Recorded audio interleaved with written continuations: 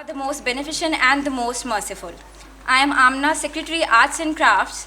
And I am Amna Mehboob, Director Social Media and Website From Batch 45, and today we welcome you all on behalf of RIFAO to guidance session on PLAB and UK Foundation.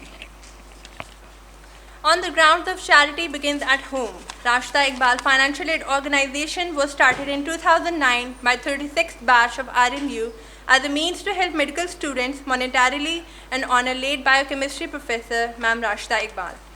We are basically a donation-based, non-profit organization in which medical students work voluntarily under the supervision of Vice Chancellor Rawalpindi Medical University, Professor Dr. Muhammad Umar Sitara Imtiaz, and Dr. Jahangir Sarwar Khan, Head of Department, Surgical Unit 1, Holy Family Hospital. We have our funds generated through fundraiser events or donations through our very generous donors. We accept donations through bank transfers, Easy Paisa, or directly to our finance departments, the details of which are available on all our social media platforms as well as our official website, rifao.org.com. In the words of Margaret Mead, never doubt that a small group of thoughtful, committed citizens can change the world. Indeed, it's the only thing that ever has. Throughout its journey, RIFAO has played a pivotal role in the lives of Ravelians, primarily through providing educational guidelines, free of cost medical books, and financial aid. Our mission is to make this medical journey easier for students as well as prepare them for a smooth postgraduate journey by providing them necessary guidance wherever we can to ensure the best lot of doctors leaves this institute.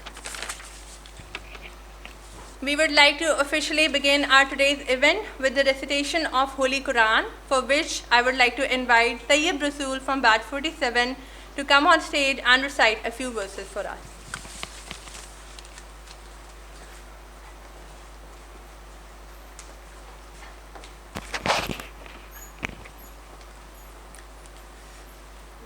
أعوذ بالله من الشيطان الرجيم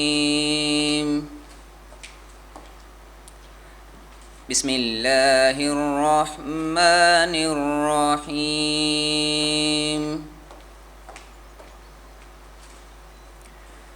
ألم تر كيف فعل ربك بأصحاب الفيل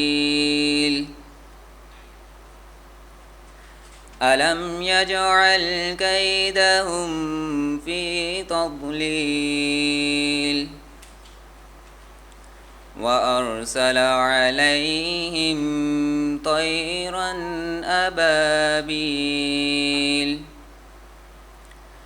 ترميهم بحجارة من سجيل فجعلهم كعصف مأكول صدق الله العظيم.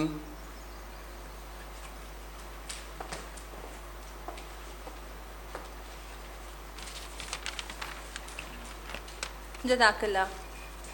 Nothing worth in life comes easy. Success requires hard work, sweat, and determination.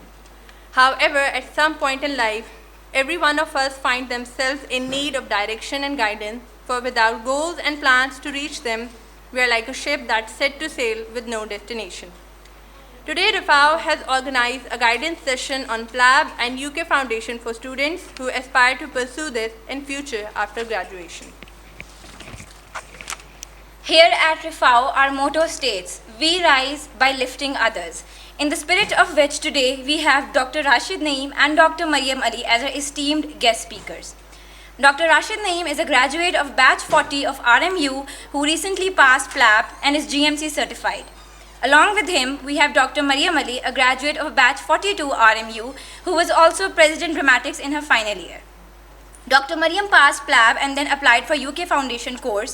She was accepted and now she is a foundation doctor who will start working there soon. Both of you, thank you so much for your time. We are very pleased to have you here.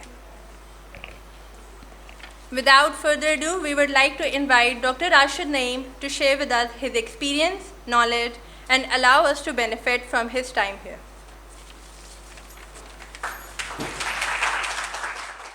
Everyone, मेरा नाम doctor Rashid Naeem Khan है and I welcome you all to today's session about PLAB and speciality training in the UK.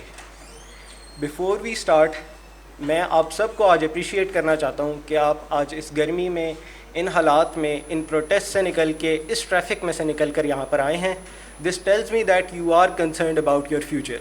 क्योंकि जब मैं ख़ुद एक medical student था, मुझे अपने फ्यूचर की कोई टेंशन नहीं थी, मुझे कोई फ़िक्र नहीं थी कि आगे क्या करना है। लेकिन आप सब लोगों को यहाँ पर देख के पता चल रहा है कि आप सारे थॉटफुल पीपल हैं, आप सारे कंसर्न पीपल हैं, आप सारे वो लोग हैं जो अपने और अपने फ्यूचर के बारे में सोचते हैं। So it's a very appreciative thing.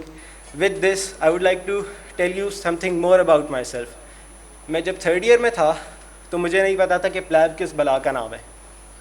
जब मुझे पहली दफ़ा प्लैब के बारे में पता चला तो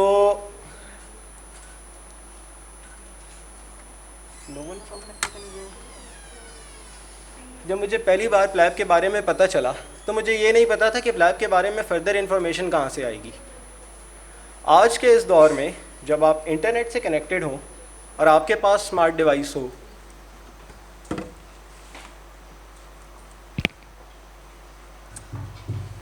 आज के इस दौर में अगर आप इंटरनेट से कनेक्टेड हैं और आपके पास एक स्मार्ट डिवाइस है लेकिन आपके पास इंफॉर्मेशन नहीं है, तो आप लोग खसारे में हैं। क्योंकि सब कुछ आपकी जेब में, आपकी फिंगर टिप्स पे अवेलेबल है। लेकिन इस पॉइंट पे आपको ये नहीं पता होता कि आपने ये इन्फॉर्मेशन लेनी कहाँ से है। So the most important thing about today's session will be in the next very 2 slides, जिनमें ये लिखा हुआ है कि आप लोगों ने इन्फॉर्मेशन कहाँ से लेनी है। अगर आप सब लोग ये 2 स्लाइड्स आज अपने साथ अपने घर ले जाएं तो मैं समझूंगा कि आप लोग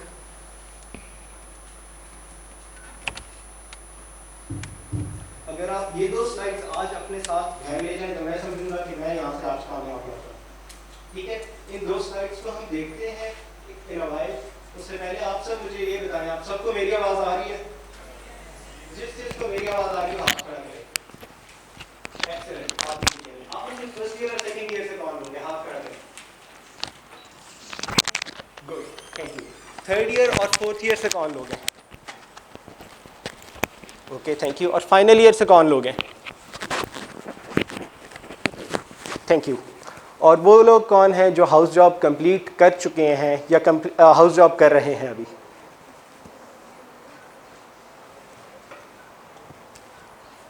सो almost all of us here except 1 person, यहाँ पे सारे मेडिकल स्टूडेंट्स हैं। ऐसा ही है? ऐसा ही है? ठीक है। तो मुझे ये बताएं, आप सब में से कितने लोगों को पता है कि PMDC क्या था या पाकिस्तान मेडिकल कमीशन क्या चीज़ है? किस किस को पता है कि PMC क्या है? GMC के बारे में किसको पता है? जनरल मेडिकल काउंसिल क्या चीज़ है? Okay, thank you. तो इसके साथ हम शुरू करेंगे। जो मैं आपको कह रहा था कि आज के दौर में अगर आपके पास इंफॉर्मेशन नहीं है तो आप खसारे में हैं। लेकिन ये नहीं पता होता कि इन्फॉर्मेशन कहाँ से मिलेगी। अगर ये पता चल जाए और आप अपने आप को मोटिवेट कर लें, आप अपने आप को पुश कर लें, तो आपके पास सारी इन्फॉर्मेशन आ जाएगी विदाउट एनी डिफ़िकल्टी। आपने you have to push yourself. कोई आपका हाथ पकड़ के आपको इन्फॉर्मेशन के पास नहीं लेके जाएगा। You have to push yourself and you have to know where do you have to find the information. ये बात सबको समझ आ गई है? तो स्टार्ट करेंगे कि इन्फॉर्मेशन कहाँ से मिलती है। काफ़ी सारे मेडिकल स्टूडेंट्स फेसबुक के ग्रुप्स पे पोस्ट करते हैं कि जी मैं 3rd ईयर का स्टूडेंट हूँ, मैंने प्लैब देना है, और लोग उनका मजाक उड़ाते हैं। लोग कहते हैं कि भाई तुम प्रॉफ दो, तुम किन चक्करों में पड़ गए हो, जब फाइनल ईयर करोगे उसके बाद सोचना। And this is highly discouraging. इंतहाई गलत बात है कि आप अपने जूनियर्स को सही गाइड ना करें। तो अगर आप समझते हैं कि आपका क्वेश्चन एम्बैरेसिंग है, अगर आप समझते हैं आपका क्वेश्चन सिली है, just search it on Google. Google आपको जज नहीं करेगा, गूगल आप पे नहीं हंसेगा, गूगल आपको सही आंसर भी दे देगा।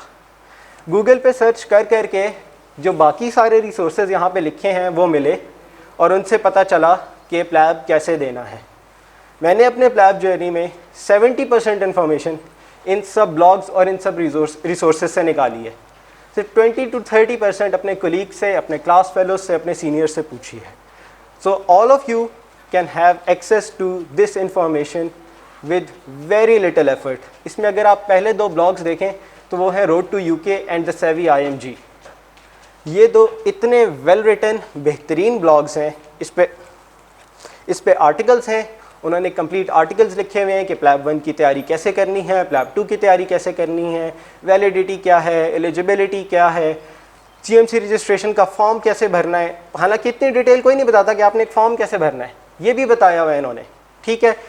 जॉब्स के लिए कैसे अप्लाई करना है, रेज्यूमे को कैसे फॉर्मेट करना है, वेबसाइट पे प्रोफाइल कैसे बनानी है, इंटरव्यू में क्या क्वेश्चन होंगे, इंटरव्यू की तैयारी कैसे करनी है, स्पेशलिटी ट्रेनिंग का पाथवे क्या है, सारी की सारी इन्फॉर्मेशन इन दोनों वेबसाइट्स पे बहुत डिटेल में मौजूद है। और मेरी अपनी जो ये प्रेजेंटेशन जो आज मैं प्रेजेंट कर रहा हूँ, ये सारी भी इन्हीं रिसोर्सेज से मिलकर बनी हुई है।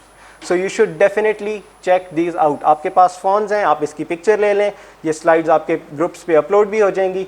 ये इन्फॉर्मेशन आप अपने साथ लेके जाएं, आपको कहीं कोई हर्डल नहीं होगा। उसके बाद जो 2 ब्लॉग्स हैं, Umar's guideline and Nasir's journey, ये दोनों डॉक्टर उमर और doctor Nasir international medical graduates हैं। इन्होंने अपना एक्सपीरियंस मेंशन किया हुआ है कि किस तरह इन्होंने एग्ज़ाम्स दिए, किस तरह इन्होंने ट्रैवल किया, किस तरह गए, क्या हर्डल्स आए। इन्होंने इतनी माइक्रो डिटेल लिखी हुई है। इन्होंने ये भी बताया हुआ है कि जब हमने वीज़ा की एप्लीकेशन भरी तो हमने अपने फाइनेंसेस कैसे एक्सप्लेन किए। इन्होंने एक एक चीज़ इस सब में मेंशन्ड है। You just have to go there and read it. तो अगर आप इन ब्लॉग्स पे जाएंगे तो आपको बहुत ज़्यादा डिटेल मिलेगी। उसके बाद आते हैं डॉक्टर राजा अदनान अहमद। इनका फेसबुक पे पेज है और यूट्यूब पे चैनल है। All of you should definitely check out his YouTube channel. Doctor Raja Adnan Ahmed consultant psychiatrist हैं जो कि यूके में NHS में काम कर रहे हैं काफ़ी अरसे से। इनके यूट्यूब चैनल पे डिफरेंट वेबिनार्स होते हैं जिसमें ये डिफरेंट स्पेशलिटी के लोगों को अपने पास बुलाते हैं, रेजिडेंट्स को भी और कंसल्टेंट्स को भी, जो कि IMGs होते हैं, और उनसे पूछते हैं कि आपने कैसे अप्लाई किया, क्या हर्डल्स थे, क्या एक्सपीरियंस था, और उस एक्सपीरियंस से हम लोगों के लिए सीखने को बहुत कुछ है। तो I would definitely recommend you कि आप ये देखें। मैंने आप सबसे पूछा था कि GMC क्या होता है और बहुत कम लोगों ने हाथ खड़े किए। जिस तरह पाकिस्तान में पाकिस्तान मेडिकल कमीशन है या Pakistan medical and dental council होती थी जो कि डॉक्टर्स को रजिस्टर करती थी, डॉक्टर्स को रेगुलेट करती है और डॉक्टर्स के मिसकंडक्ट को रेगुलेट करती है, इसी तरह यूके में जो गवर्निंग बॉडी है वो है GMC या फिर general medical council. It is very important to know कि आपने जितने एग्ज़ाम देने हैं वो सारे के सारे GMC रेगुलेट कर रहा है। अगर आपको ये बात समझ आ गई तो you should definitely go to the GMC website. Exam से रिलेटेड जितनी अपडेट्स हैं वो सारी की सारी इनकी वेबसाइट पे मौजूद हैं। उसके बाद OET की वेबसाइट है, इसके बारे में मज़ीद डिटेल में हम बात करेंगे। आजकल के दौर में पिछले 1.5 साल से जितनी ख्वारी कोविड ने करवाई है वो शायद भी पहले किसी ने करवाई हो। तो कोविड से रिलेटेड इन्फॉर्मेशन अगर आप गूगल पे लिखें कोविड प्लैब GMC तो आपको एक पेज मिलेगा, Covid information for PLAB candidates. इसमें कोविड से रिलेटेड जितनी भी चेंजेस हैं सारी की सारी आती हैं। इसके बाद मैंने कुछ फेसबुक पेजेस और ग्रुप्स मेंशन किए हैं।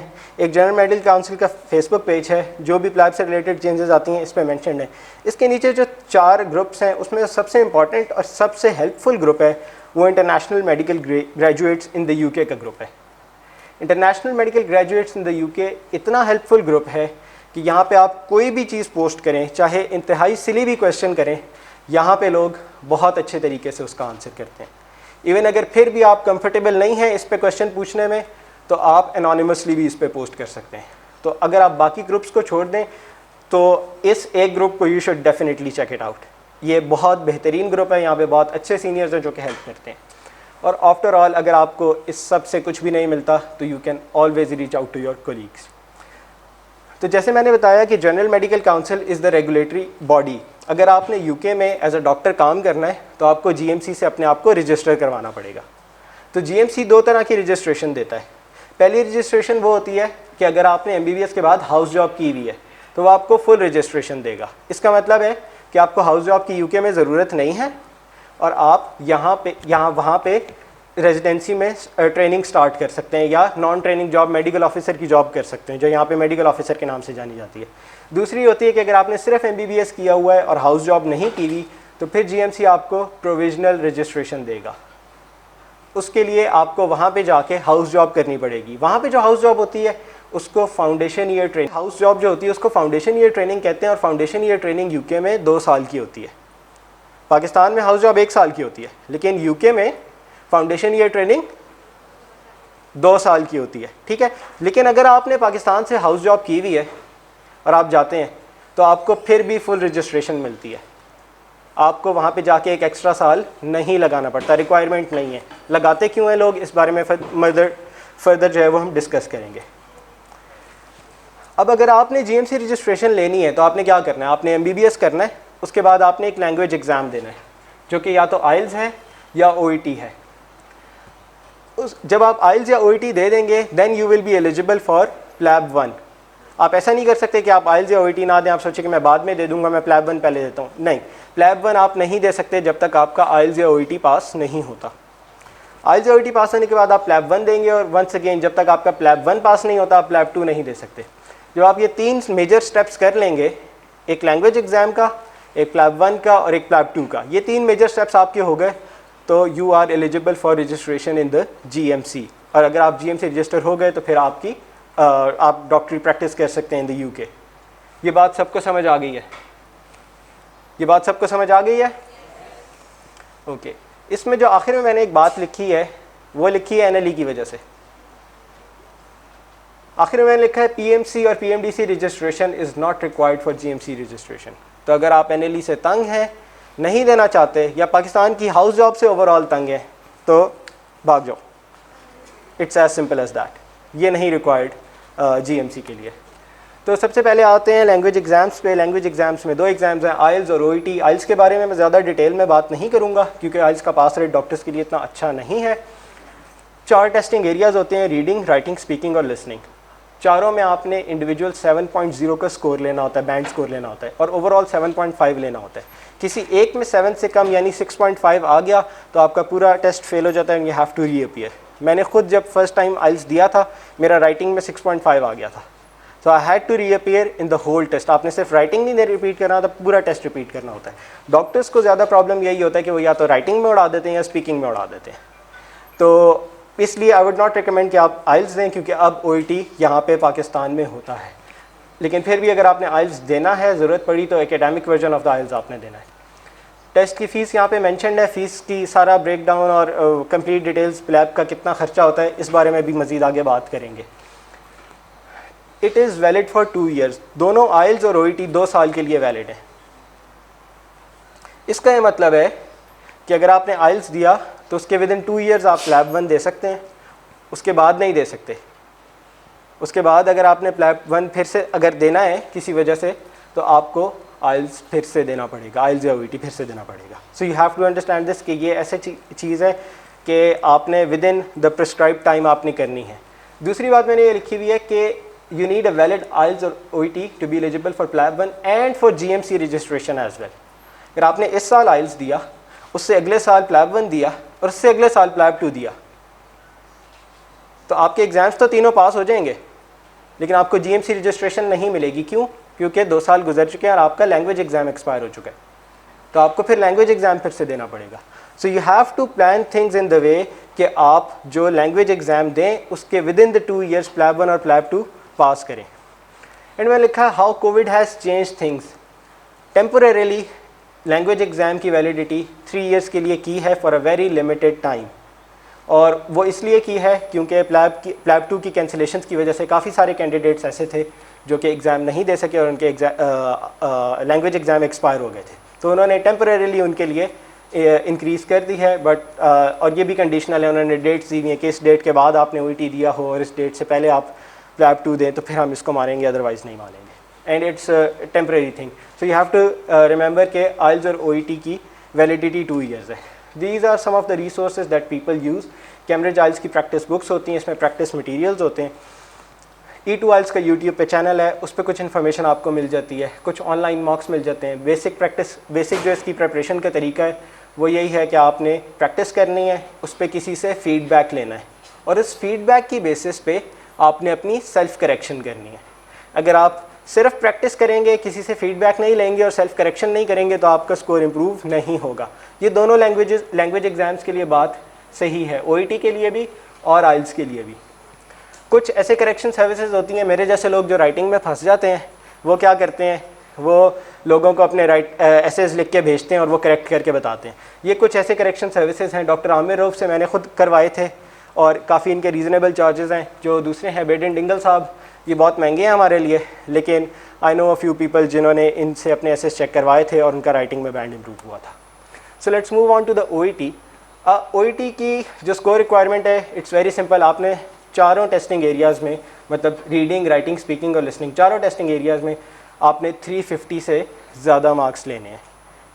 350 से ज़्यादा मार्क्स लेने हैं। अगर किसी एक में 350 से कम आ गए तो आपका एग्ज़ाम फेल हो जाएगा और आपको पूरा एग्ज़ाम फिर से सिट करना पड़ेगा। ये इस्लामाबाद, लाहौर, कराची तीनों शहरों में होता है और हर महीने में 2 दफ़ा होता है और आजकल भी हो रहा है, कोविड की वजह से कैंसिल नहीं हुआ। OET के डिफरेंट वर्जन है। You have to take the medicine version of the exam. अब इसकी जो रीडिंग है उसके 3 सेक्शंस होते हैं। सिंपल कॉम्प्रिहेंशन होती है, उन्होंने आपको पैराग्राफ या ट्रांसक्रिप्ट्स दिए हुए होते हैं लोगों की कन्वर्सेशंस के, किसी जर्नल के आर्टिकल के, और उसके एंड पे उन्होंने आपसे क्वेश्चंस पूछे होते हैं जो आपने उन्हीं पैराग्राफ में से पढ़ के आंसर करने होते हैं। टाइम मैनेजमेंट इज़ की इन रीडिंग। राइटिंग बहुत आसान है, आइल्स के कंपैरिजन में राइटिंग इसकी बहुत ही ज़्यादा आसान है।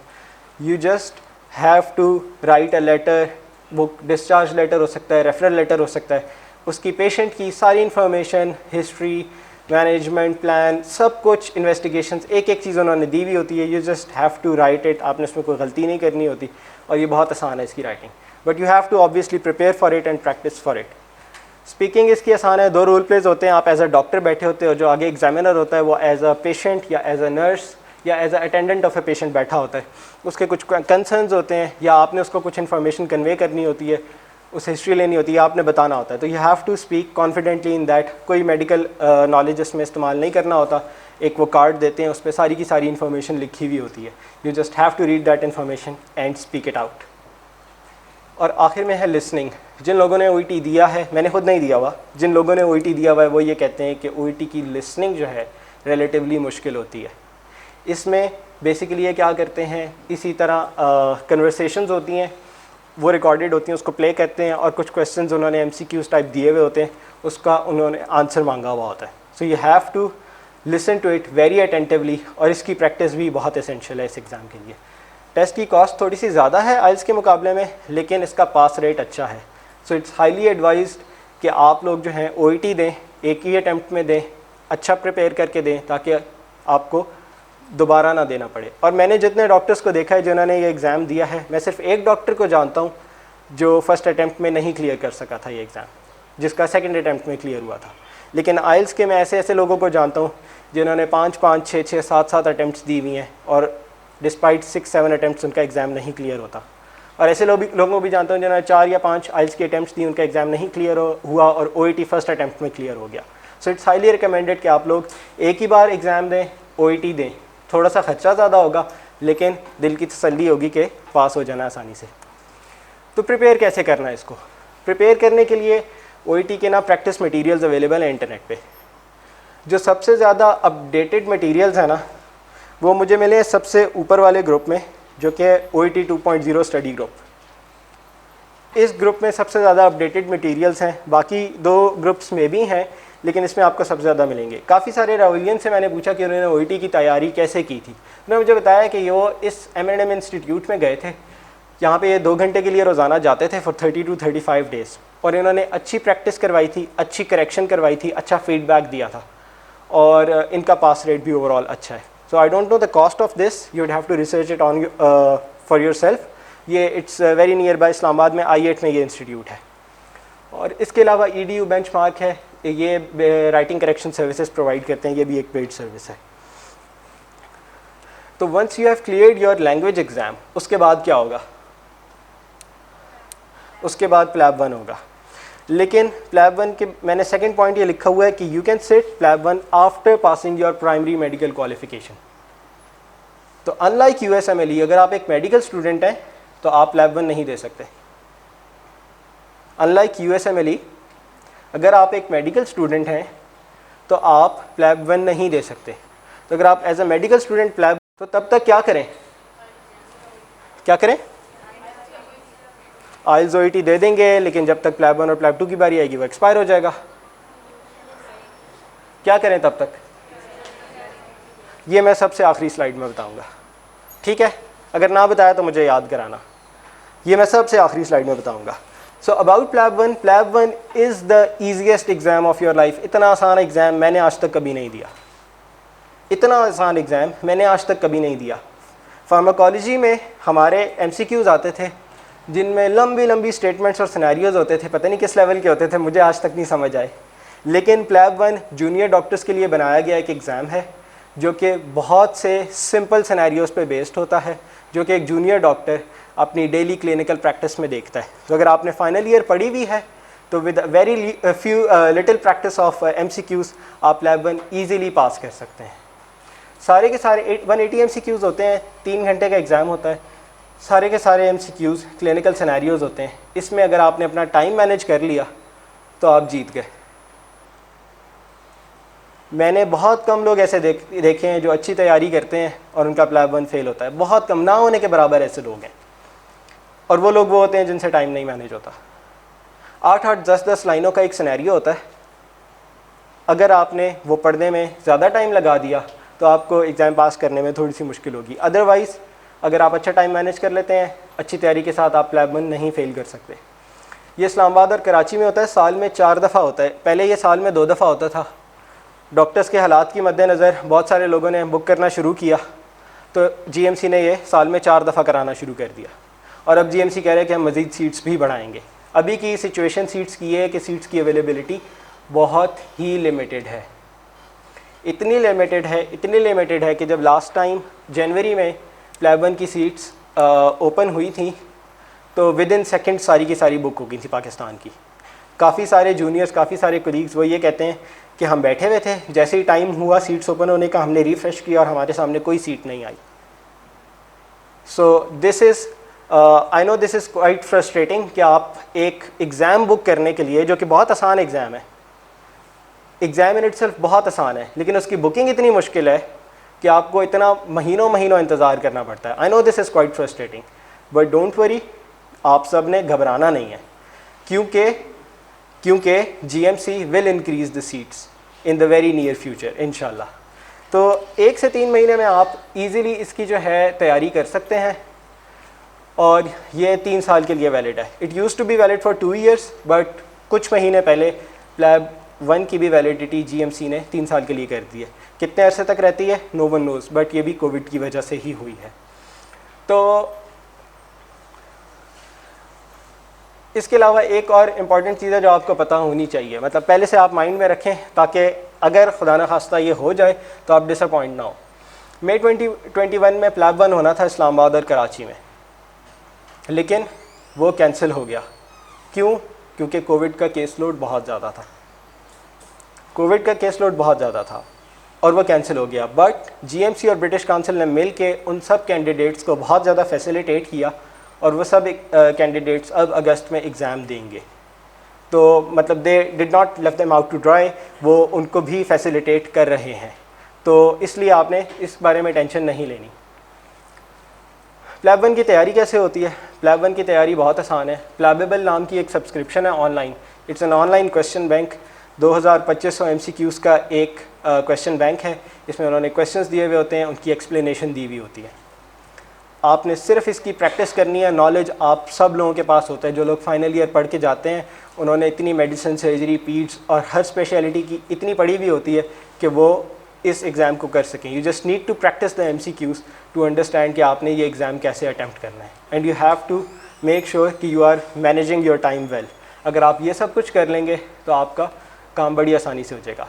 प्लैबेबल में मॉक टेस्ट भी होते हैं, इसमें भी आपको टाइम मैनेजमेंट में काफ़ी हेल्प मिलती है, और प्लैबेबल सिर्फ अकेला ही काफ़ी है आपको प्लैब वन पास कराने के लिए।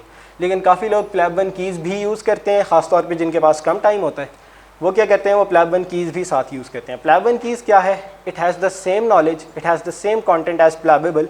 फ़र्क सिर्फ ये कि ये की पॉइंट्स में बना हुआ होता है। तो अगर आपने रिवाइज़ करना है तो आप विद इन नो टाइम इसको रिवाइज़ कर सकते हैं। तो ये जो 2 रिसोर्सेज हैं दे आर वेरी इंपॉर्टेंट। उसके बाद कुछ लोग मेड रिविजन्स भी यूज़ करते हैं, और प्लैब ग्रुप्स हैं फेसबुक पे, उस पर भी काफ़ी इन्फॉर्मेशन मिल जाती है, लेटेस्ट रिसोर्सेज मिल जाते हैं। तो you should check these out as well. उसके बाद आता है प्लैब 2। सारे यूके जर्नी का सबसे मुश्किल स्टेप जो है वो प्लैब 2 है। सबसे आसान स्टेप लैब 1 है और सबसे मुश्किल स्टेप लैब 2 है। ये क्यों मुश्किल है? ये इसलिए मुश्किल है कि इसमें आपको बहुत कुछ करना होता है। इसमें आपने एग्ज़ाम की तैयारी भी करनी होती है, इसमें आपने ट्रैवल भी करना होता है, इसमें आपने एक नए अनजान मुल्क में जाना होता है जहाँ पे आपको कोई नहीं जानता होता, जहाँ पे आपको नहीं पता होता कि आपने लोगों से मिलना कैसे है। ठीक है, it's a very very different experience. और इस सब कुछ करने के बाद, अच्छी तैयारी करने के बाद भी आपने एग्ज़ाम डे वाले दिन अच्छा परफॉर्म करना होता है। अगर आप सब कुछ कर लें और एग्ज़ाम डे वाले दिन अच्छा परफॉर्म ना करें, एग्ज़ाम डे वाले दिन आप अपनी नर्व्स पे कंट्रोल ना रख सकें, तो आपका प्लैब 2 फेल हो जाता है। सो ये इसलिए मुश्किल है कि इसमें बहुत सारे काम करने हैं।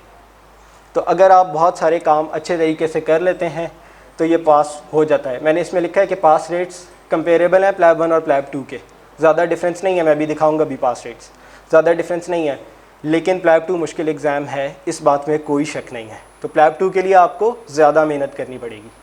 ये सिर्फ मैनचेस्टर यूके में होता है, उसके अलावा कहीं पे भी नहीं होता। तो आपको ट्रैवल करके जाना पड़ेगा, आपको वीज़ा के लिए अप्लाई करना पड़ेगा। और एग्ज़ाम जो है वो कम्युनिकेशन स्किल्स के बारे में होता है। नॉलेज उन्होंने आपका प्लैब 1 में चेक कर लिया, अब वो ये देखना चाहते हैं कि आपको पेशेंट से बात करने का तरीका आता है या नहीं, पेशेंट की बात सुनने का तरीका आता है या नहीं, पेशेंट के इमोशंस को हैंडल करना आता है या नहीं, पेशेंट को ऐसे बात समझाने का तरीका आता है या नहीं कि उसको भी समझ आए।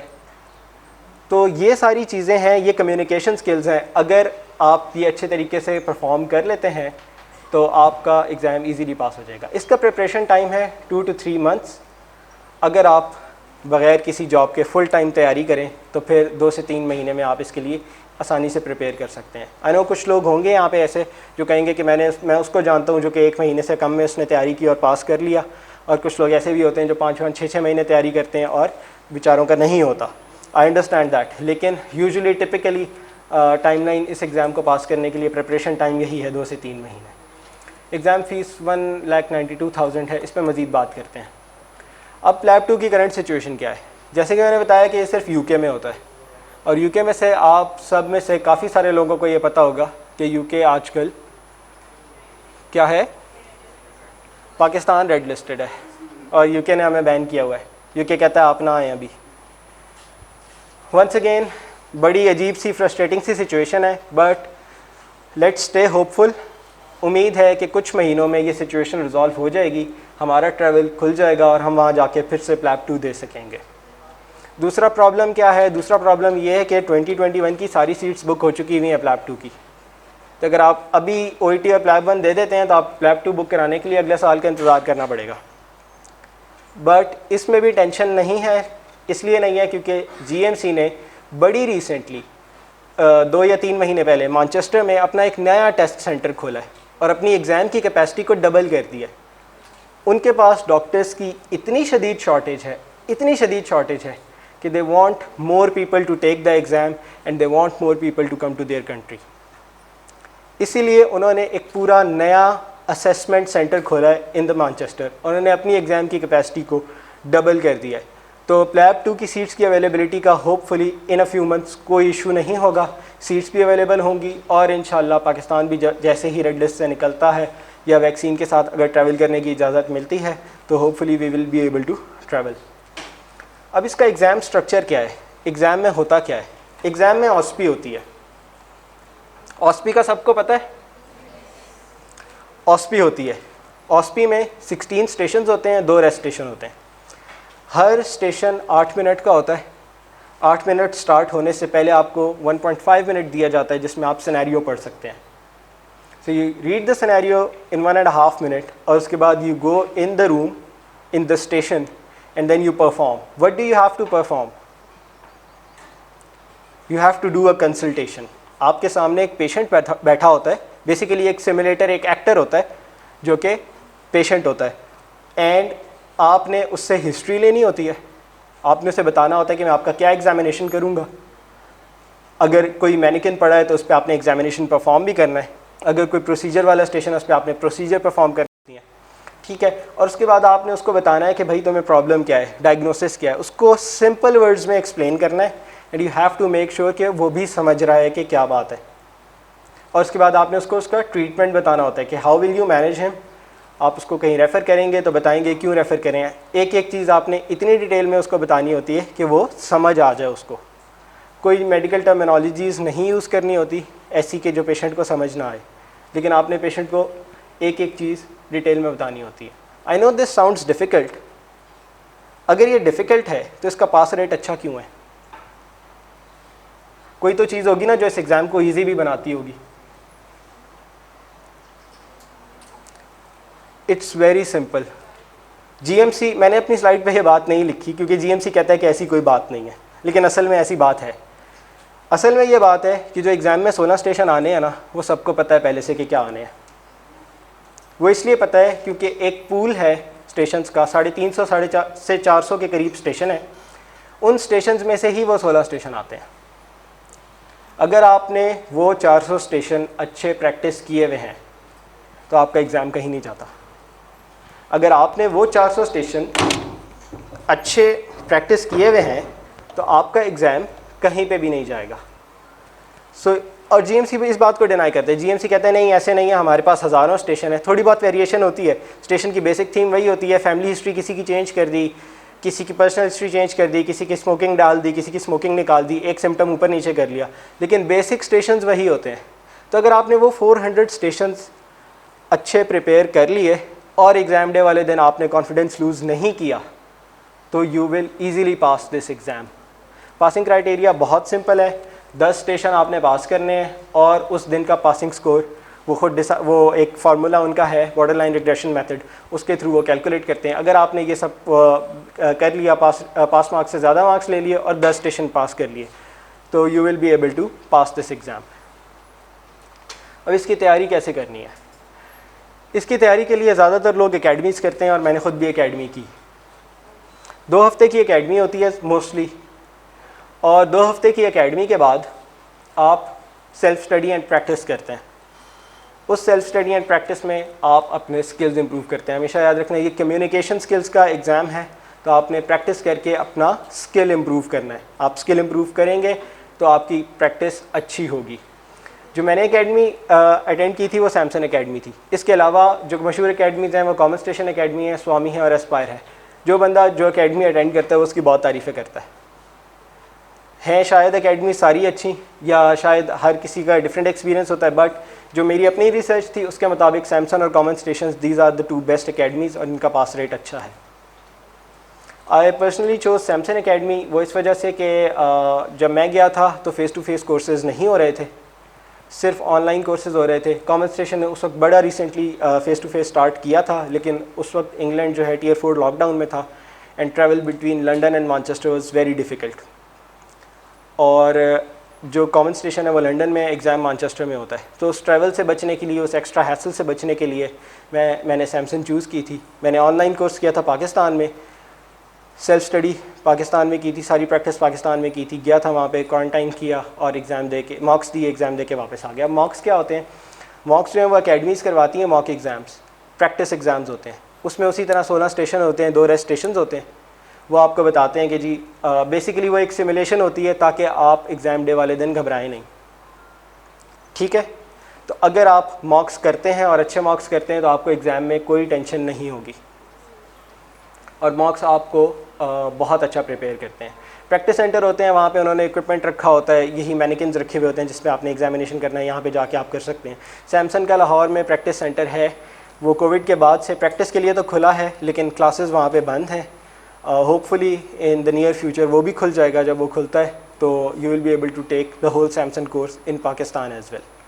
तो इसलिए I would recommend Samson over other academies. लेकिन कॉमन स्टेशन के भी अच्छे रिव्यूज़ हैं। आप जब खुद आपका मौका आएगा तो you should ask your colleagues, you should ask your seniors कि किसने कौन सी अकेडमी ली है, और उसके मुताबिक अपना एक वेल इन्फॉर्म्ड डिसीजन खुद लीजिएगा।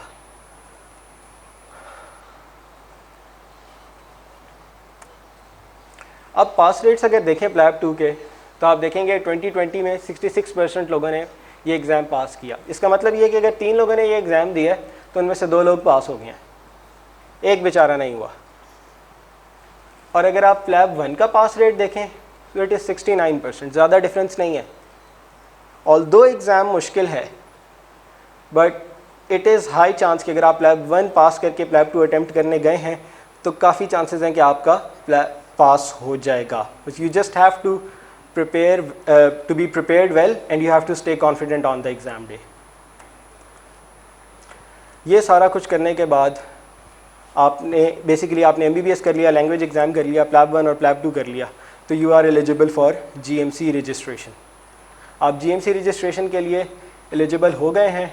आपने क्या करना है, ऑनलाइन फॉर्म भरना है, फ़ीस भरनी है, स्कैन कॉपीज़ डॉक्यूमेंट्स की अपनी अपलोड करनी है और वो आपको रजिस्ट्रेशन दे देंगे with in 2 to 4 weeks. Usually अगर आपने जो डॉक्यूमेंट्स उन्होंने मांगे हैं वो उसी तरतीब में आपने दे दिए और अच्छे ऑर्गेनाइज़ करके दे दिए तो विद इन 10 डेज़ भी आपकी रजिस्ट्रेशन आ जाती है. So it's just a matter of time. सबसे ज़्यादा पूछा जाने वाला सवाल, भाई ख़र्चा कितना आएगा?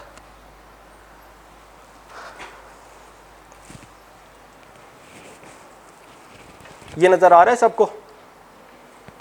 पीछे वालों को नज़र आ रहा है? ये क्लियर नहीं है.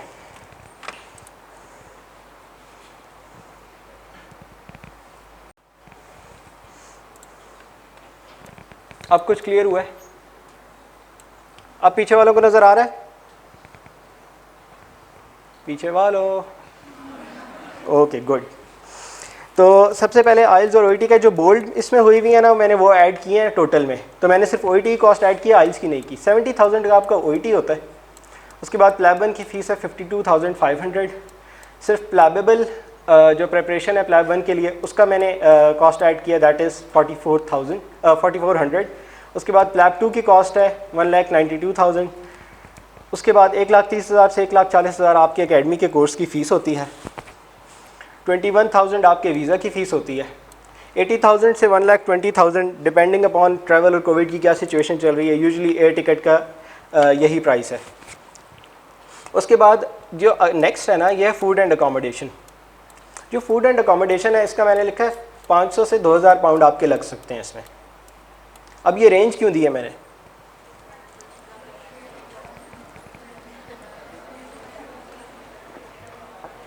रेंज क्यों दिया मैंने? डिपेंड करता है आप कहाँ रहते हैं, कितने दिन के लिए रहते हैं. अगर आप वहाँ जाते हैं, लैंड करते हैं, अगले दिन एग्ज़ाम देते हैं और वापस आ जाते हैं, ऑब्वियसली आपका 500 पाउंड भी खर्चा नहीं होगा. लेकिन अगर आप वहाँ जाते हैं, एकेडमी करते हैं 2 हफ्ते एकेडमी करने के बाद आप 2 महीने वहीं पे प्रैक्टिस करते हैं, 15 दिन और स्टे करते हैं मॉक्स के लिए, उसके बाद एग्ज़ाम देते हैं, तो आप 3 महीने रहेंगे, शायद आपका 2,000 पाउंड या 3,000 पाउंड खर्चा है. ठीक है. सो इट ऑल डिपेंड्स कि आप अपना किस तरह ट्रैवल प्लान करते हैं, किस तरह चीज़ें प्लान करते हैं. अगर आप यहाँ लाहौर जाके कोर्स लेते हैं तो लाहौर में रहने का ख़र्चा बहुत कम है. लंदन में जाके कोर्स लेते हैं, लंदन में रहने का ख़र्चा बहुत ज़्यादा है. तो इट ऑल डिपेंड्स कि आप कहाँ कोर्स करते हैं, कितने अरसे के लिए जाते हैं.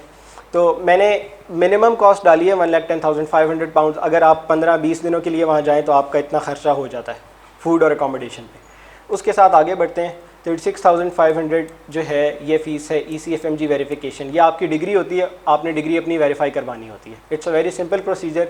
रोड टू UK और सेविया IMG पे बड़ी डिटेल में लिखा हुआ है कैसे करानी है. इस पर मैं कोई मज़ीद डिटेल में बात नहीं करूँगा. ठीक है.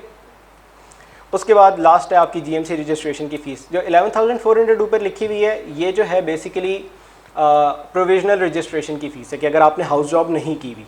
लेकिन अगर आपने पाकिस्तान से हाउस जॉब की हुई है तो you will pay the full registration fees, वो है 34,400. तो टोटल कितना हो गया? ये कितना हो गया पीछे वालों? गुड. तो मिनिमम 7 लाख. जब मैं 4th ईयर में था ना तो ये था 4 लाख. ये आज से कितने सही OET दिया हुआ है, प्लैब 1 दिया हुआ है, तो आपको AKT नहीं देना पड़ेगा. You will just take the step 2 of UKMLA which is CPSA, clinical and professional skills assessment. तो अगर आपने प्लैब 2 भी दिया हुआ है तो फिर आपको UKMLA नहीं देना पड़ेगा. तो अभी का प्लान ये है कि 2024 में ये दोनों एग्ज़ाम्स इम्प्लीमेंट होंगे, लेकिन होंगे या नहीं होंगे ये सिर्फ टाइम बताएगा. Both of the new exams will be similar to the counterpart PLAB exams. तो इसलिए टेंशन नहीं लेनी, ये नहीं सोचना कि कहीं ये ना हो आप में से सिर्फ 4th ईयर और फाइनल ईयर वाले 2024 से पहले प्लैब दे सकेंगे. ऐसा ही है. जो 1st, 2nd, 3rd ईयर वाले हैं उन्होंने ये नहीं सोचना कहीं ये ना हो कि हम प्लैब 1 दे दें और फिर जो है एकदम से UKMLA आ जाए और वही हो जाए जो PMC कर रहा है. ठीक है. इसकी टेंशन नहीं लेनी आप लोगों ने, वो आपको इस तरह नहीं छोड़ेंगे. अब होता क्या है, जब एक UK का मेडिकल ग्रेजुएट, ये सबको नज़र आ रहा है, पीछे वालों को आ रहा है? ओके। तो जब आप यूके में MBBS करते हैं, अपनी प्राइमरी मेडिकल स्कूल की डिग्री कंप्लीट करते हैं, तो आप 2 साल की क्या करते हैं? 2 साल की फाउंडेशन ईयर करते हैं। उसको कहते हैं FY1 और FY2, ठीक है? उसको क्या कहते हैं? FY1 and FY2। FY1 और FY2 करने के बाद आप स्पेशलिटी ट्रेनिंग के लिए अप्लाई करते हैं, स्पेशलाइजेशन के लिए अप्लाई करते हैं। तो स्पेशलाइजेशन के लिए अप्लाई करने के 2-3 तरीके हैं, इस पर मज़ीद बात करेंगे। हम लोग जो पाकिस्तान से MBBS करके, हाउस जॉब करके, प्लैब दे के जाते हैं, वो इस पाथवे में इस जगह पे एंटर होते हैं। किस जगह पे एंटर होते हैं? जहाँ पे फाउंडेशन ईयर 2 कंप्लीट की हुई होती है। उनका ग्रेजुएशन के बाद 2 साल का एक्सपीरियंस होता है, हमारा सिर्फ 1 साल का होता है, ठीक है? प्रॉब्लम कहाँ पे आता है? प्रॉब्लम ये आता है कि NHS सिस्टम हमारे सिस्टम से बहुत फ़र्क है, तो हमें उस सिस्टम की समझ नहीं होती, तो हम डायरेक्ट ट्रेनिंग में छलांग मार रहे हैं अगर, तो हम गिर जाते हैं। तो उसका तरीका उन्होंने क्या निकाला है? उसका तरीका ये निकाला है कि हम FY2 लेवल पे एक नॉन ट्रेनिंग जॉब करते हैं। इस बात का क्या मतलब है? इस बात का ये मतलब है कि आप मेडिकल ऑफिसर की जॉब करेंगे, FY2 लेवल की जॉब करेंगे, सिर्फ इसलिए कि आपको उनका सिस्टम समझ आ जाए, सिर्फ इसलिए कि आपको उनका सिस्टम समझ। आप पे कोई वो नहीं है रेगुलेशन कि आपने हाउस जॉब का दूसरा साल वहाँ जाके कंप्लीट करना है। It is one of the very wide spread confusion जो काफ़ी सारे मेडिकल स्टूडेंट्स में और यंग डॉक्टर्स में होती है कि वो समझते हैं कि हमें वहाँ जाके हाउस जॉब का दूसरा साल पूरा करना पड़ेगा। कोई रिक्वायरमेंट नहीं है, आपको फुल लाइसेंस मिलता है, आप डायरेक्ट ट्रेनिंग में भी जा सकते हैं अगर आप जाना चाहें और डॉक्यूमेंटेशन की रिक्वायरमेंट पूरी करें। आप सिर्फ FY2 लेवल जॉब इसलिए करते हैं कि आपको उनका सिस्टम समझ आ जाए, और वो ज़रूरी नहीं है कि आप साल करें। कुछ लोग 6 महीने करते हैं, कुछ लोग 5 महीने करते हैं, कुछ लोग 3 महीने करते हैं, ये करनी होती हैं, और उसके बाद आप स्पेशलिटी ट्रेनिंग में जा सकते हैं। तो स्पेशलिटी ट्रेनिंग में जाने के लिए ट्रेनिंग में जाने के 2-3 तरीके हैं। डिफरेंट स्पेशलिटीज़ हैं, हर स्पेशलिटी का एक कंपटीशन रेशो होता है, उस पर बात करते हैं थोड़ी सी। तो 2-3 जो है ना ट्रेनिंग प्रोग्राम्स के स्ट्रक्चर हैं यूके में। 2-3 ट्रेनिंग प्रोग्राम्स हैं यूके में। एक की होती हैं कि अनकपल्ड स्पेशलिटीज़ होती हैं। अनकपल्ड का ये मतलब है कि आप FY2 मतलब फुल रजिस्ट्रेशन के बाद आप एक दफ़ा उसकी इंडक्शन में बैठते हैं। 8 साल की ट्रेनिंग होती है और 8 साल में आपको फिर से इंडक्शन में बैठना नहीं पड़ता। 1 ईयर से 8 ईयर तक कंप्लीट चलती है। ये ये रन थ्रू है। रन थ्रू स्पेशलिटीज़ वो होती हैं जिसमें आप एक ही दफ़ा इंडक्शन में बैठते हैं। आपने कोई एक ही दफ़ा इंडक्शन में बैठने के बाद आपकी कॉन्टीन्यूटी में ये ट्रेनिंग चलती है।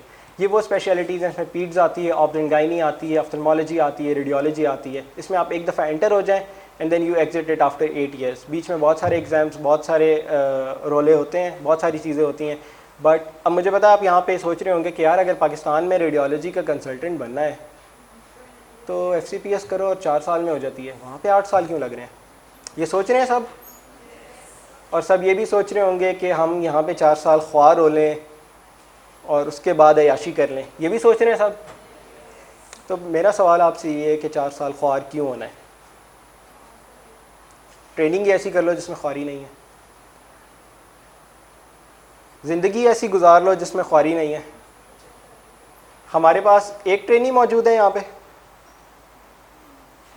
2 ट्रेनिंग्स मौजूद हैं, एक पीडियाट्रिक्स के और एक पीडियाट्रिक सर्जरी के। तो अगर आप यूके में ट्रेनिंग करते हैं तो आपको 48 आवर्स अ वीक ड्यूटी करनी होती है। आपको पैसे डिफरेंट मिलते हैं, आपको लाइफस्टाइल डिफरेंट मिलता है, और at the end of the day जो आपको डिग्री मिलती है उसकी वर्थ डिफरेंट होती है। यहाँ पे क्या हालात हैं? यहाँ पे जो लोग बैठे हैं आप उनसे पूछ सकते हैं। ठीक है, ठीक है, ठीक है, ठीक है। मैं इसलिए इन हालात को बखूबी जानता हूँ क्योंकि आज से 6 महीने पहले मैं भी एक ट्रेनिंग प्रोग्राम में था। I was working 80-90 hours a week, और बड़ी ख्वारी वाली ट्रेनिंग है। हालांकि सब कहते हैं एनेस्थीसिया वाले बहुत चिल करते हैं, लेकिन नहीं, बहुत ख्वारी होती थी। तो वंस अगेन आपकी क्वालिटी ऑफ लाइफ बहुत डिफरेंट होती है वहाँ पे। तो अगर 8 साल की ट्रेनिंग है तो ट्रेनिंग सज़ा नहीं होती, वो ट्रेनिंग आपकी डे जॉब होती है और उसी तरह की होती है। तो 8 साल की ट्रेनिंग वर्थ इट इसलिए भी है कि कि 8 साल के बाद जो आपको डिग्री मिलती है उसकी वर्थ कुछ और होती है, और जो 4 साल बाद आपको डिग्री मिलती है उसकी वर्थ कुछ और होती है। बट ऑब्वियसली हमें से कुछ लोग ऐसे होते हैं जो नहीं जा सकते, जिनके पर्सनल सर्कमस्टांसेस ऐसे होते हैं, फैमिली सर्कमस्टांसेस ऐसे होते हैं, फाइनेंशियल सर्कमस्टांसेस ऐसे होते हैं, बहुत सारी चीज़ें ऐसी होती हैं कि वो नहीं जा सकते। तो it's not a bad choice at all if you are planning to stay in Pakistan as well. But अगर भाग सकते हो तो भाग जाओ। तीसरी जो ट्रेनिंग जिसके बारे में मैंने आपको अभी तक नहीं बताया वो जीपी ट्रेनिंग है। पाकिस्तान में आप एमबीबीएस करके, हाउस जॉब करके कहीं पे भी जनरल प्रैक्टिस कर सकते हैं, यूके में नहीं कर सकते, क्योंकि यूके में जनरल प्रैक्टिस एक स्पेशलिटी है। और जनरल जो जीपी स्पेशलिस्ट होते हैं they are one of the highest paid specialist in the UK. बहुत पैसा कमाते हैं और जॉब भी चल होती है, मॉर्निंग जॉब है, वीकेंड्स ऑफ हैं, कोई कॉल्स नहीं है, मज़े हैं। ठीक है, तो it's a very good choice for those people जो यहाँ पाकिस्तान में आके इवेंचुअली अपना बिजनेस सेटअप करना चाहते हैं।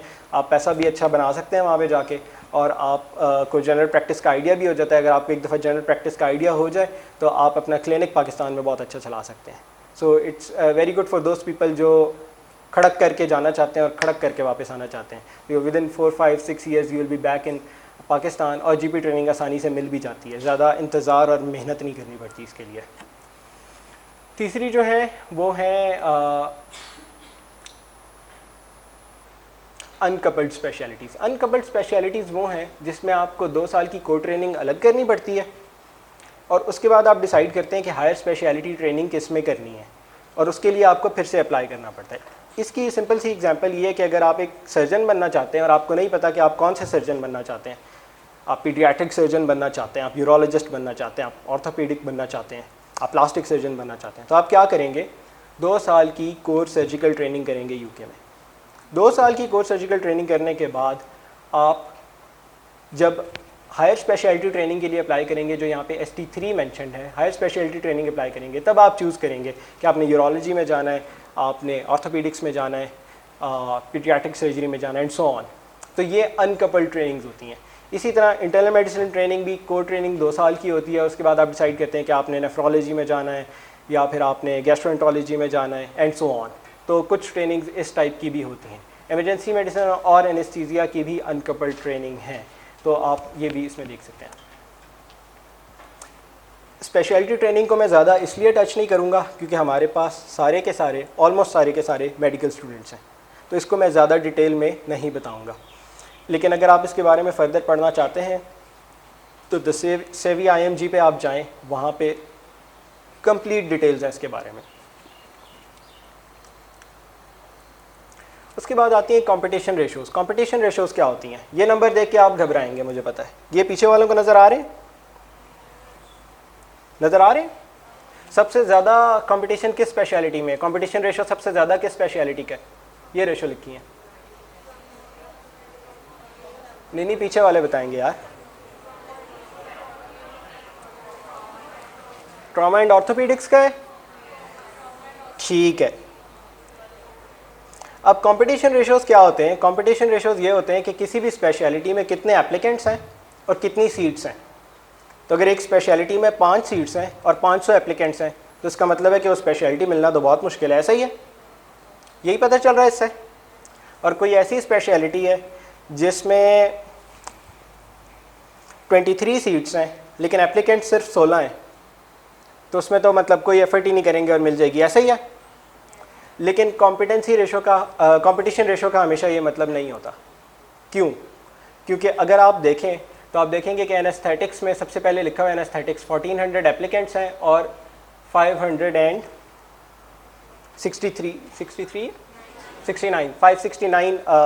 सीट्स हैं। इसका मतलब बहुत सारा कंपटीशन है। नहीं, क्यों नहीं है? क्योंकि ये जो 1400 एप्लीकेंट्स हैं ना, इन्होंने बाकी स्पेशलिटीज़ में भी अप्लाई किया हुआ है। अगर आप यहाँ पे देखें इंटरनल मेडिसिन ट्रेनिंग, कितने एप्लीकेंट्स हैं? 2798, ऑलमोस्ट 2800। लेकिन और सीट्स कितनी है? तो इसका ये मतलब है कि इंटरनल मेडिसिन की सारी सीट्स ऑक्यूपाई हो जानी चाहिए, ऐसे ही है। लेकिन हुई नहीं, 10% सीट्स फिर भी रह गई, मतलब 160 सीट्स खाली रह गई 2020 की इंडक्शन में। क्यों खाली रह गई?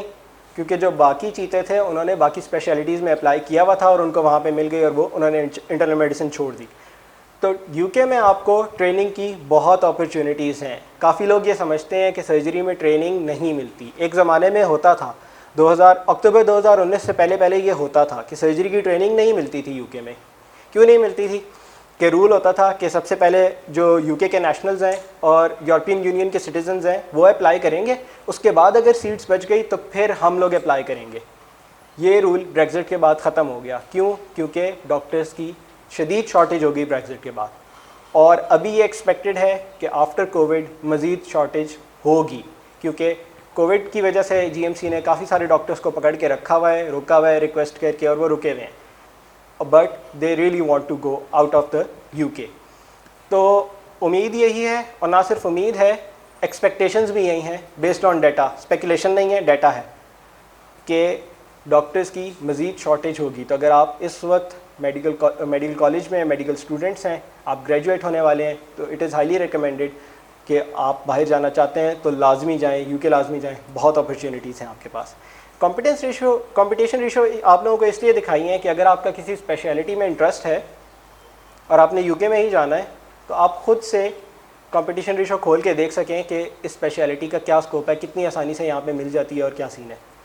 आप सेवी IMG पे जाके ये भी देख सकते हैं कि कितने साल की ट्रेनिंग होगी, किस तरह प्रोग्राम होगा, कौन सा एग्ज़ाम कब देना होगा। हर स्पेशलिटी की अपनी रिक्रूटमेंट की वेबसाइट भी है। अगर एनेस्थीसिया किसी ने ढूंढनी है तो लिखेगा गूगल पे एनेस्थीसिया रिक्रूटमेंट यूके, वो एनरो की वेबसाइट आ जाएगी आपके पास। इसी तरह जिस स्पेशलिटी की भी आपने सर्च करनी है आप खुद से सर्च कर सकते हैं, आपको डिटेल्ड इन्फॉर्मेशन मिल जाएगी।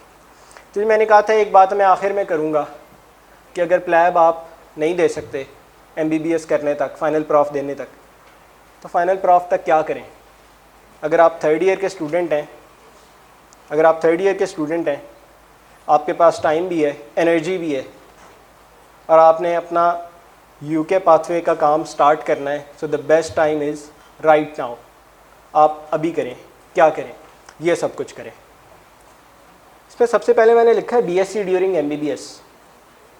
हम लोग हंसते थे कि यार क्या एक फारिग सा अंग्रेज़ी का पर्चा है, वो दे के हमें एक BSc की डिग्री मिल जाती है।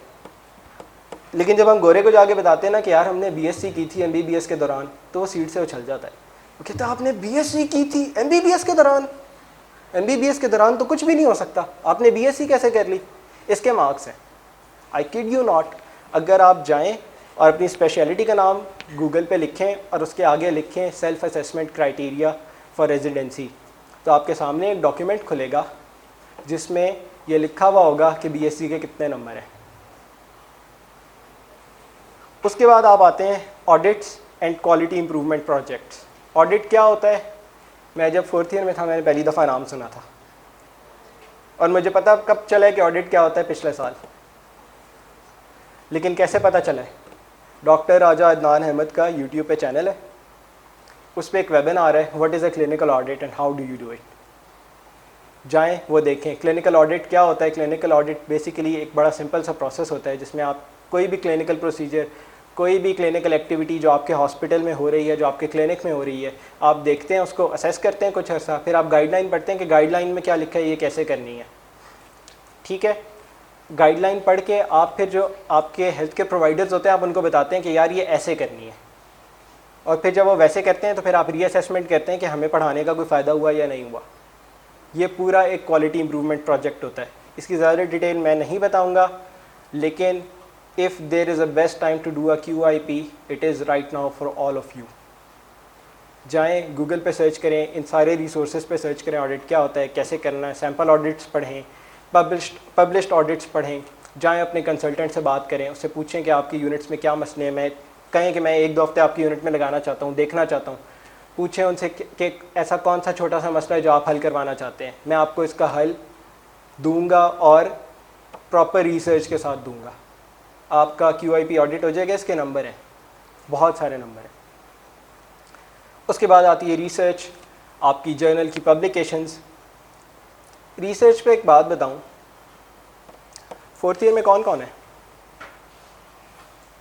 कम्युनिटी मेडिसिन हो चुका हुआ है, हो रहा है। तो कम्युनिटी मेडिसिन की रिसर्च में क्या किया है किसी ने? जिन्होंने हाथ खड़ा किया वो बताएं क्या क्या कर चुके हैं।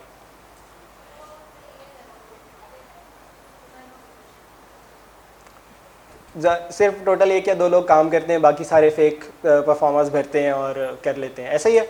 उसका एक सर्टिफिकेट मिलता है, वो सर्टिफिकेट संभाल लेना। जब आप जाके उन्हें बताएंगे कि मैंने रिसर्च में काम किया था और ये उसका सर्टिफिकेट है, वो बहुत खुश होंगे। इसके भी नंबर हैं, ट्रस्ट मी, इसके भी नंबर हैं।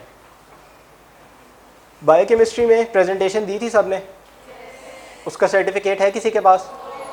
भागें, जो यस कह रहा है वो सबको तरीका बताए कैसे लिया था, और जो इसने नो कहा है वो सारे भागें ओल्ड कैंपस कल और जाके सर्टिफिकेट लेके आए। इसके भी नंबर हैं।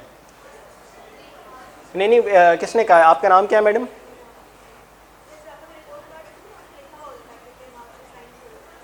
हाँ, बट अगर किसी ने रिपोर्ट कार्ड देखा है तो उस पर मैंशनड है कि आपने प्रेजेंटेशन दी थी और उसके इतने मार्क्स हैं।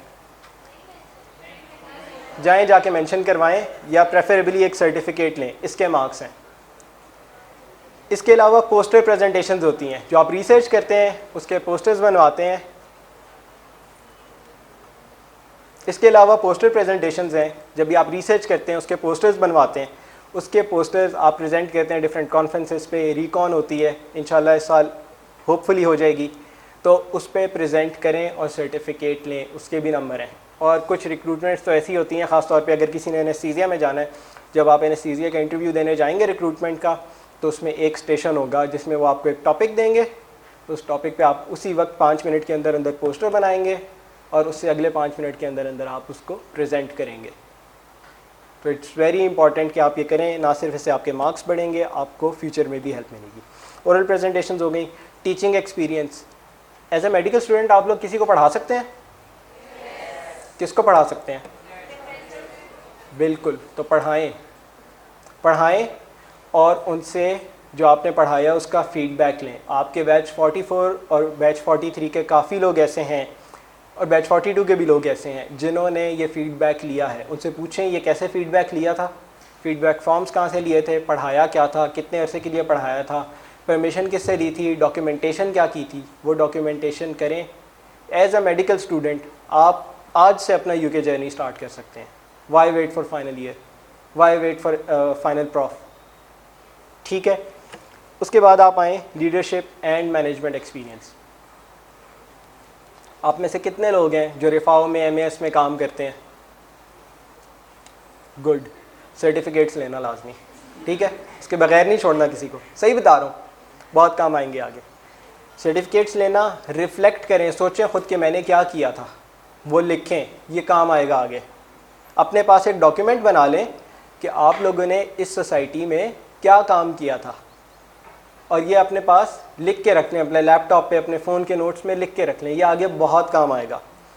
उसके बाद आते हैं कोर्सेज़। कुछ हेल्थ प्रोफेशंस एजुकेशन के कोर्सेज़ होते हैं, कुछ मैनेजमेंट से रिलेटेड कोर्सेज़ होते हैं, कुछ क्वालिटी इंप्रूवमेंट से रिलेटेड कोर्सेज़ होते हैं। ये आई नो मेडिकल स्टूडेंट्स के लेवल के नहीं हैं, लेकिन अगर आपको कोई मिलता है तो मुझे भी बताइएगा और ख़ुद भी कीजिएगा।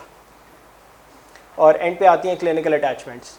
आप में से जितने लोग लैब 2 के लिए यूके जाएंगे, जब मैं गया था तो क्लिनिकल अटैचमेंट्स कोविड की वजह से बंद थी, लेकिन आप में से जितने लोग लैब 2 के लिए यूके जाएंगे, I would highly recommend you कि आप 3-4 महीने पहले, यूके जाने से 3-4 महीने पहले प्लान करें कि आप एग्ज़ाम के फ़ौरन बाद क्लिनिकल अटैचमेंट ज्वाइन करें। कोई 4 to 8 वीक्स की क्लिनिकल अटैचमेंट ज्वाइन करें, वहाँ पे देखें, कुछ अरसा NHS के सिस्टम को ऑब्ज़र्व करें, और 90 के ऑलमोस्ट 100% लोग जो कोई क्लिनिकल अटैचमेंट करते हैं प्री रजिस्ट्रेशन फ़ेज़ में, उनको जॉब नहीं ढूंढनी पड़ती, उनको जॉब खुद से मिल जाती है उसी डिपार्टमेंट में, उसी हॉस्पिटल में जिसमें वो क्लिनिकल अटैचमेंट करते हैं। So it's very important. तो अगर आप मेडिकल स्टूडेंट हैं और आप यूके जाना, using the resources that I gave you in the very first few slides, उनको यूज़ करके आप ये सारे काम करना शुरू करें। जिस स्पेशलिटी में आपने जाना है उसकी रिक्वायरमेंट्स खोल के देखें, उसमें देखें किस चीज़ के कितने नंबर हैं, वो चीज़ें करें। अगर किसी ने एनेस्थीसिया में जाना है, मैं एनेस्थीसिया के इसलिए बता रहा हूँ क्योंकि मैंने रिसर्च ही ज़्यादा एनेस्थीसिया के लिए की भी अपने लिए। तो एनेस्थीसिया के कोर्सेज़ में ACLS, BLS, PEDS, ALS, ये चीज़ें हैं। तो अगर आप वो करेंगे तो उसका आपको फ़ायदा होगा, इस सब के मार्क्स हैं। तो I would highly recommend you कि आज से शुरू करें। मेडिकल स्टूडेंट्स ALS और PEDS ALS कर सकते हैं, और मेरे ख्याल में एनेस्थीसिया के अलावा बाकी भी काफ़ी सारी स्पेशलिटीज़ होंगी जिसमें इसके मार्क्स होंगे। तो you should definitely check out the speciality of your interest, और उसमें आप जाके देखें कि किस चीज़ के कितने मार्क्स हैं। एंड पे एक बहुत ही सिंपल बात है जो बड़ी मुश्किलों से समझ आती है। ये इंतहाई सिंपल बात है, लेकिन जब तक इंसान इसमें से गुज़रता नहीं है ना, जब तक इंसान पे ख़ुद नहीं होती, नहीं समझ आती। मैं कल अपने एक दोस्त से कह रहा था कि आज से 2 साल पहले मैंने सोचा था कि मैं 6 महीने में यूके आऊँगा। मैं आज भी यही सोच रहा हूँ कि मैं 6 महीने में यूके आऊँगा। क्यों? कोविड सिचुएशन है, कोई समझ नहीं आ रही क्या होगा, 6 महीने बाद क्या होना है, क्या नहीं होना, और कोई पता नहीं है कि फ्यूचर में क्या होना है। But at the end of the day एक प्लान अल्लाह का होता है जो कि बहुत बेहतरीन प्लान होता है। आपको उसकी बेहतरीन नज़र नहीं आती पहले, लेकिन आपको वक्त बताता है कि आपके लिए सबसे बेहतरीन प्लान वही था जो अल्लाह ने आपके लिए चूज़ किया। So just trust in him. Delays हो रहे हैं, मसले आ रहे हैं, आने दें। मसले बड़े नहीं हैं, वो बड़ा है।